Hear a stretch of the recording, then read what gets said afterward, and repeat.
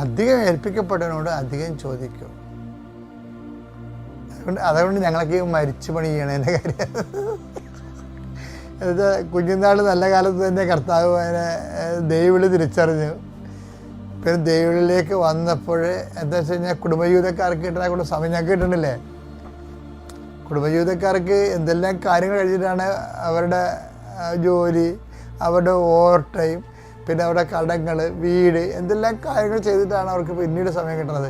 അവർ എന്നിട്ട് അതിൻ്റെ അകത്ത് നിന്നുകൊണ്ട് ഒരു ഏൺ ചെയ്യുന്നവരെ കണ്ടിട്ട് ഞാൻ ഞെട്ടിപ്പോയിട്ടുണ്ട്.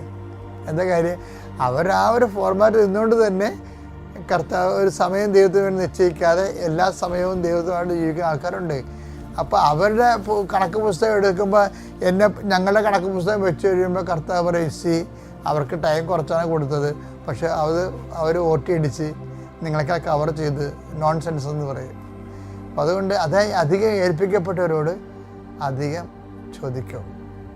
നമ്മൾ വിചാരിക്കും സമ്പത്താണോ അതുപോലെ തന്നെ ആളാണോ അർത്ഥമാണോ എന്നല്ല, അവസരങ്ങളാണ്. ഈ ആധ്യാത്മികത എന്ന് പറയുന്നത് അവസരങ്ങൾക്കൊത്ത് കൃപയാർജിക്കാനുള്ള ദൈവത്തിൻ്റെ വിളിയാണ് ശരിക്കും. അപ്പം ശരിക്കും അവസരങ്ങളുണ്ട്, അതാണ് അധികം ഏൽപ്പിക്കപ്പെട്ടതാണ്. അവസരങ്ങൾക്കൊത്ത് ആത്മീയമായി ഉയരുന്നുണ്ടോ, അതാണ് ചോദ്യം.